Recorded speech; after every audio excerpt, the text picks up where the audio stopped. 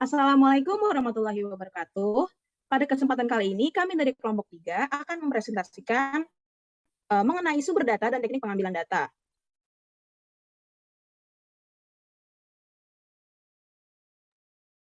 Di kelompok 3 ada saya, Anita Diaksa, lalu Da Silva Aska Nabila, Feni Sugiyati, Geri Alexandro, Imam Syafi'i Bastian, Nadira Syaumi, Rajwa Zakia Basyasyah, Wilson Marceli.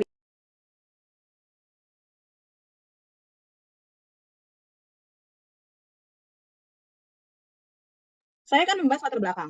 Yang pertama, pengumpulan data adalah prosedur yang sistemik dan standar untuk memperoleh data yang diperlukan. Pengumpulan data selalu memiliki hubungan dengan masalah penelitian yang ingin dipecahkan. Rusa cukup valid untuk digunakan. Bagaimana cara mengukur validitas data?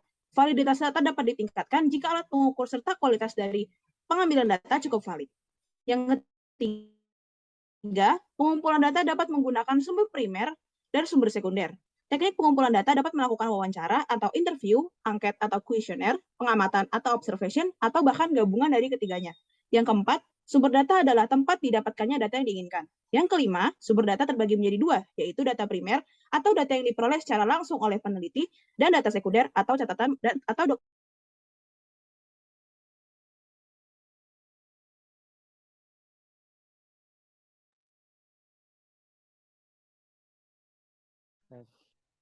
Eh,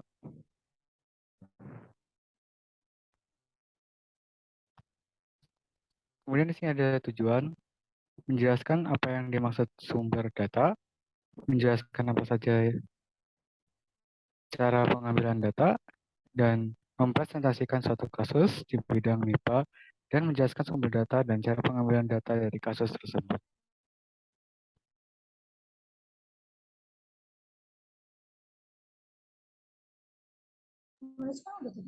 Rumusan masalah. Adapun rumusan masalah pada materi ini yaitu ada apa yang dimaksud oleh sumber data, apa saja cara pengambilan data, dan bagaimana pengaplikasian cara pengambilan data pada suatu kasus.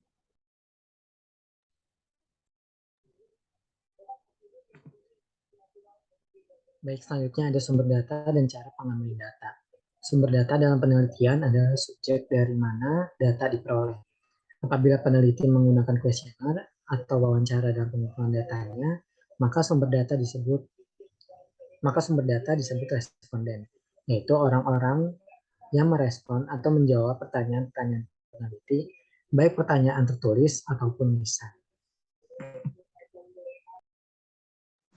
Berikutnya ada cara pengambilan data, yaitu bisa berupa pertama wawancara, yaitu tatap muka dan tanya jawab langsung antara peneliti dan narasumber. Kedua ada observasi, yaitu mengamati secara langsung dengan melibatkan berbagai faktor yang ada. Ketiga ada angket atau kuesioner, yaitu dengan memberikan seperangkat pertanyaan atau pernyataan tertulis kepada responden untuk dijawab. Dan keempat, ada studi literatur atau studi dokumentasi, yaitu meneliti dengan berbagai macam dokumen atau literatur yang berguna untuk bahan analisis. Selanjutnya ada contoh kasus dari sumber data dan cara pengambilannya. Berikut ada tabel yang disajikan berupa data spesies burung di areal Taman Marga Satwa Ragunan. Dapat dilihat data-data tersebut, jenis burung yang terdapat, berikut jumlahnya. Bisa di next. Data tersebut kebetulan saya dapatkan secara mandiri di Taman Marga Satwa Ragunan untuk keperluan penelitian, di mana pengambilan data dilakukan dengan melakukan observasi terhadap spesies burung yang ditemukan di daerah Taman Marga Satwa Ragunan, kemudian dilakukan pendataan jumlah tiap individu yang terobservasi, di mana kemudian data setiap spesies burung tersebut kemudian ditabelkan untuk memudahkan penelitian ke depannya.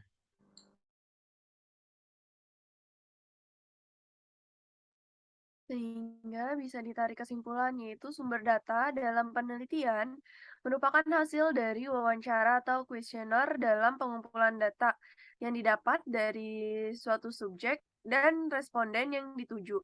Selain itu, sumber data juga bisa didapatkan dari observasi langsung ke lapangan, dan terakhir sumber data yang kita dapatkan juga bisa berasal dari studi literatur, yang mana dokumen dan berbagai jurnal analitik untuk dijadikan data acuan.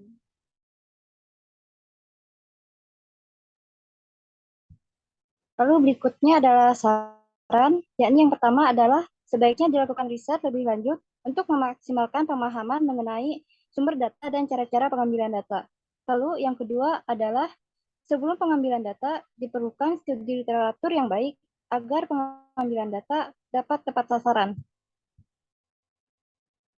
Terima kasih. Mungkin sekian dari kelompok kami. Kurang lebihnya mohon maaf. Wassalamualaikum warahmatullahi wabarakatuh.